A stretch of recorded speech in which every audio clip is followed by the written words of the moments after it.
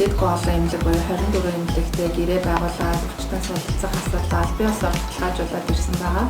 За гисэн хэдий ч одоо бусад чиглэлээр бас бид нар олон эмнэлгүүдтэй эрүүл мэндийн хөгжлийн тухай гэрээ хийгээд одоо манай дээр гадаад эмчилгээ байгуулагдсанаар тэр гадаад эмчилгээнд дээр зөвлөгөө авч байгаа зорио ирж байгаа эмнэлгүүдээ чанартай үр дүнтэй эмнэлэг рүү явахыг зорьсны юмсан дээр бас та бүхэнд гэрээ хийгээд явж байгаа. 양국 간의 상호 발전 내지 좋은 우정 관계에서 도움이나마 협력되는 일원으로 참여하게 돼서 굉장히 기쁩니다. 본고에서 안과 의료진들이 우리 병원에서 연수 내지 참여 그리고 할 수 있는 기회가 확대됐으면 좋겠다.